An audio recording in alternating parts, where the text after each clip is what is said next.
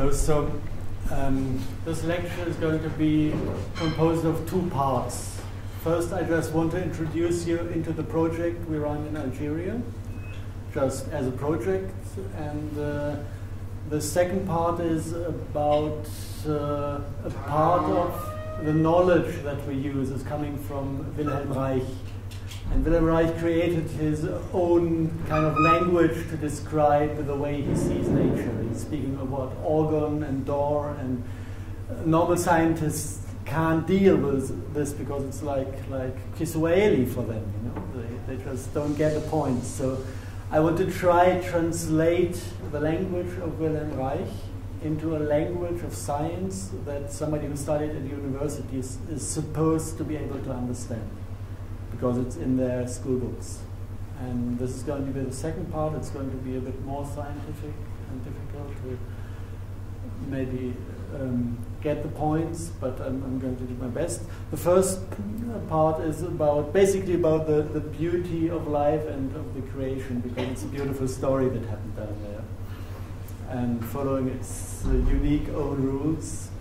And if we get the first foil, this is how it started for me. I've got a gift by nature. I have about every 7 years I have a dream, and I wake up in the morning and I exactly know this is one of those dreams who's forecasting the next 7 years. That was maybe 5 years ago, and I dreamt myself being in a quite old, rotten palace in the middle of the desert. It was from the 19th century. It was empty, basically, or it looked like being empty for quite a while. And I was sitting on a desktop and doing some research on plants. And some people I knew from my network in Berlin were at my side. And we used to get about 600 to 800 refugees from Central Africa every day. And we were just separating. 1/3 was sent further to the Mediterranean, to Europe. 1/3 just went straight into hospital for medical care. And for 1/3 we started to build up settlements with very easy methods, but with a very high living quality. And there were funny details in that dream, like my eldest son coming to visit us for a kind of social year, and I had to pick him up from the airport. So I drove with a jeep to the airport, and it was a brand new building in the middle of the desert. And I was getting curious in this dream, what the heck is this? You know, you don't have these types of airports in the middle of the desert. But I knew, you know, this dream is one of those dreams, so I was waiting. And normally after 1.5 years of time, you start to understand what it really means. So 1.5 years later, I was in Berlin. Can we get the next photo? And I got to know Madjid and Abdellazizs, two people from Algeria. He studied in Berlin. And he was introduced to me as somebody who was doing desert greening. And he himself had a weird story. His family comes from the southern part of Algeria, and he tried to get tourism into the territories of the tribes down there. And it failed in a terrible way. He had a good time on the tourist trade in Berlin, and started to organize the first big tour for tourists to go to the Tuareg area, and flew to some ancient, prehistoric sites in the middle of the desert to see these beautiful paintings on the walls of women in mini skirts 10,000 years ago. And on the way back, one of the helicopters crashed down, and I think 11 people died. And he was supposed to be on this helicopter. But he just, before taking off, he remembered that they left the rubbish in the desert. So he stepped out and picked up the plastic bags and wanted to get on the helicopter again. It already lifted off and crashed 50 meters further. It came down, and 11 people died. And he was in dire straits because he brought those people down there. One of his best friends was in the machine and got completely burned. He survived, luckily, but others died. The pilot and his 2 little sons died. And so he was talking to elder people in this area because he needed help mentally, and they said, you survived for a reason, because the desert still needs you. So a few years later, it was a bad time in Algeria. They just ended the civil war, and it stopped raining. So the country was in a real big problem. They started to import drinking water with ships from Europe to make people survive. And he said, okay, if I was able to collect all the knowledge in Berlin about Wilhelm Reich and the other alternative science which he went into, it seems to be that I have to do this in Algeria. And he went down, and he lost all the help from other groups he had before. They just were afraid of going into the war territories. So he did it only with his family, and he went down and started desert dreaming project in 2003, based on the knowledge he had. Next slide. And this is how it looked like when they arrived. It's the area where his wife was born, so they have family down there. And I want to ask you to have a very close look at the sky, because for normal people, sky is a sky, and it has clouds or it doesn't have clouds, and we don't make a big difference. But I want to give you a feeling of the difference, what atmosphere of a desert is, of an unhealthy desert, and how it looks like, how it changes when it's the climate, the sky is healing. So this was the condition, how they started.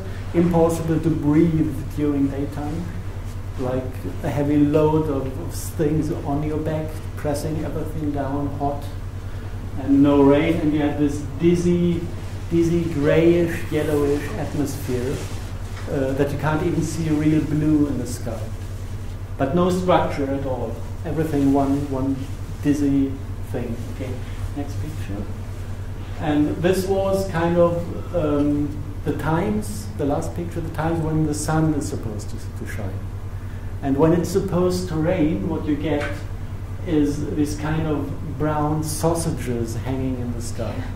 These are oversaturated clouds, which have up to 8 times more water than they were supposed to have when it starts raining. So all the humidity is caught in these funny clouds, and they hang in the sky, and you can see it's not even so hot, but it's depressing. It's an atmosphere you can't live under it, and nothing can live under it. Not the plants, and not the humans, and not the animals.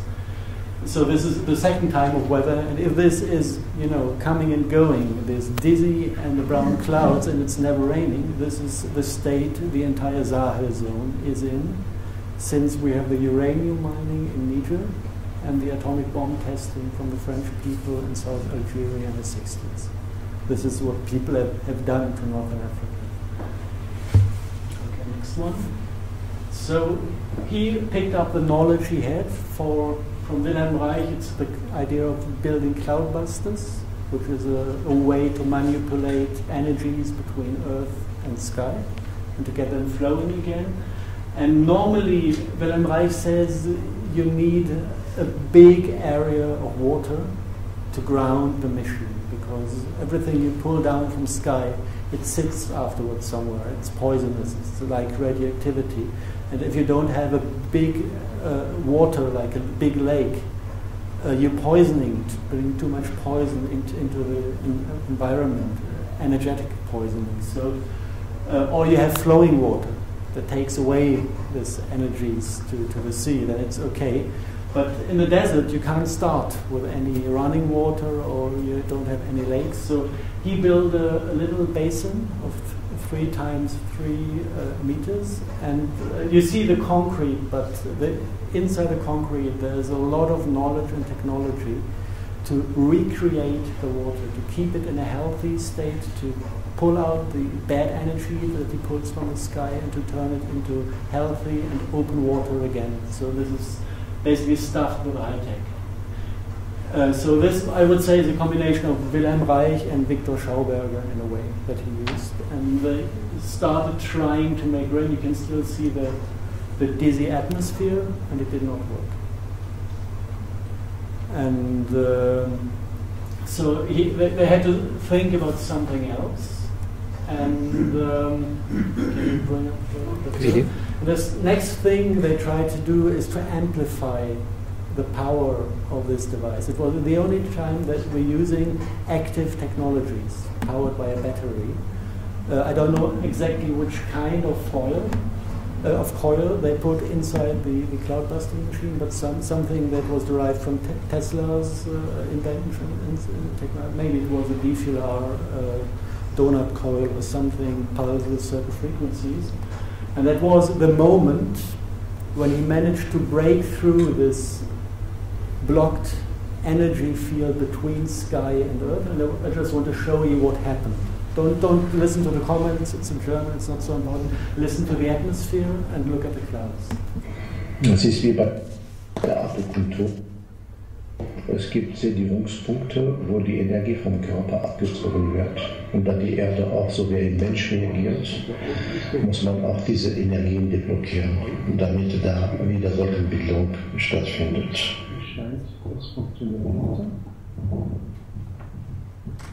Bei dem Einsatz des Gerätes geht es nicht darum, den natürlichen Ablauf klimatischer Prozesse zu zerstören, sondern umgekehrt darum, die zerstörten Bedingungen ihres natürlichen Funktionierens wiederherzustellen.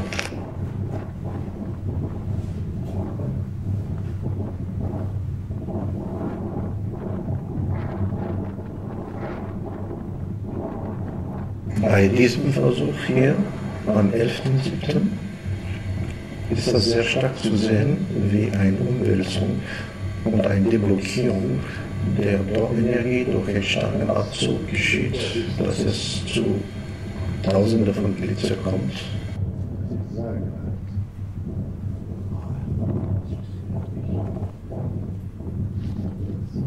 Die ganze Nacht hat es danach geblitzt und in einem Umkreis von 100 Kilometern kam es zum Regen. Der Sturm war auch wirklich, die Temperatur ist gesunken, die Luftfeuchtigkeit hat sich erhöht.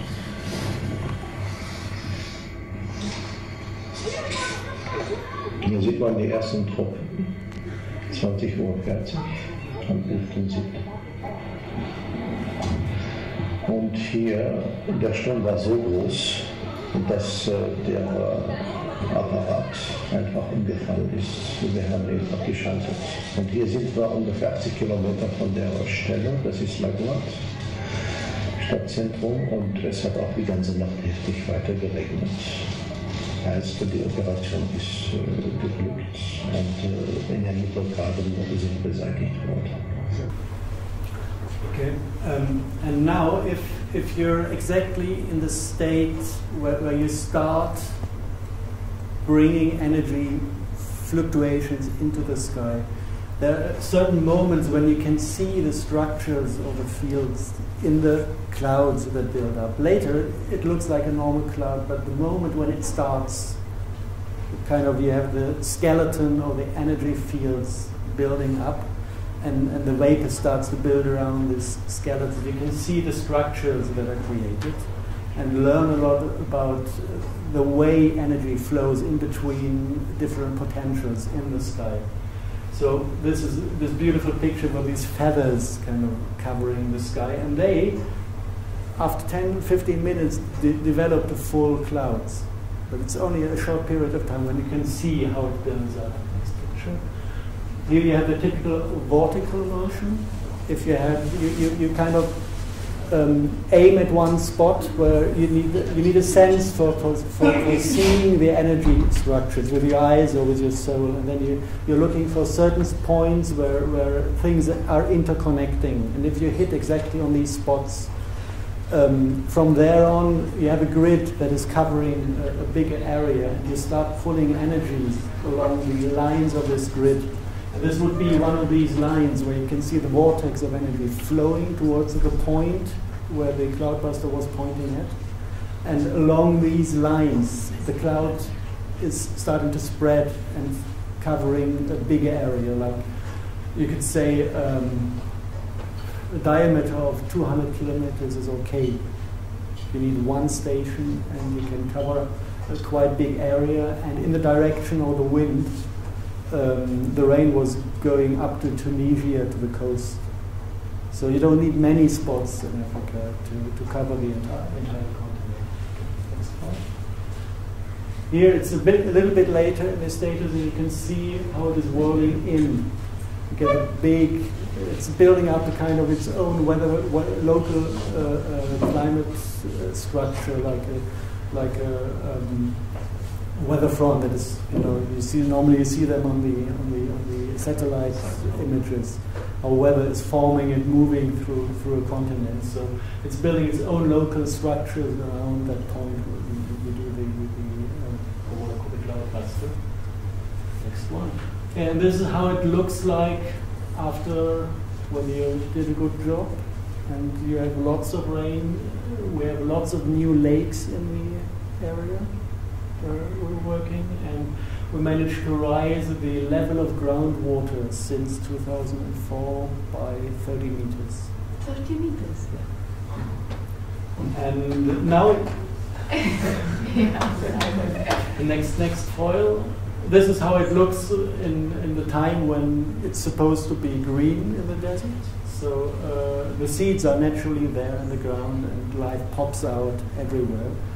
And you can do kind of normal agriculture, growing your stuff in winter when it's like cooler and rainy, and during summer you can make wells and use well water for watering the trees that would not survive without. And the rule is you have to cover 80 hectares with forests, trees older than 5 to 8 years, and then you don't need any technological help to keep this local climate alive. Then the trees are doing exactly the same job the Cloudbuster is doing at the moment. And all you have to do is live. That's it. Next one. This is what happens if you don't control everything. We were not into control concepts, so nobody knows even from the government that he's doing this job. The local people thank Allah for the rain and have a good life. And this is what is happening at the moment in the vicinity of our spot. The government discovered that there's enough rain to make agriculture, and they're building up cities for 50,000, 80,000 citizens at one go, with German architects making the planning. And since 2 years, Algeria is exporting wheat to Europe. So this is what happened without us even touching it. Is this new, you say? It's not built yet. It's on one of the streets, they have this big advertisements showing what they plan to do in the desert. So this is just a computer animated picture of what they just start building now. Because of the rain. Yeah, because of the rain, and they have many lakes in this area. So they have a good stable supply with drinking water and water for agriculture. And they do everything wrong. I really pity those people because they completely invest in the wrong concepts. But that's what they know. So this is the reason why we really think we have to hurry up, build up a school for desert greening to introduce the right concepts, the right type of architecture that is working with clay and sand and maybe nylon bags to build up walls, establishing permaculture forests to take the harvest from the trees and not from fields, to introduce a complete cycle of waste management to create terra preta soils, because one day you will need soil, normal brown or black soil to have good agriculture. So this is the thing we want to introduce.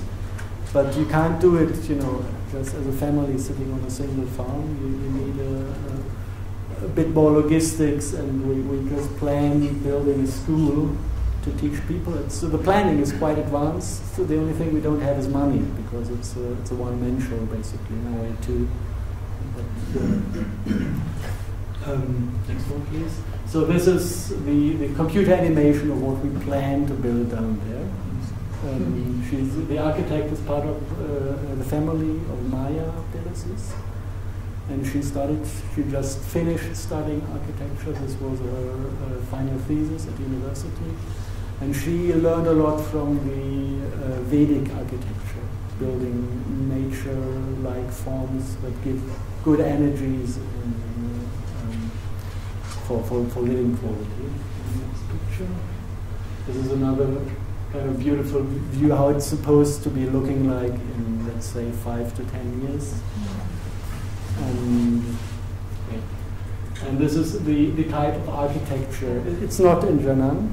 It's just a sample of how we plan to build. It's very simple. You just need nylon bags, like they use to distribute wheat from the UNO.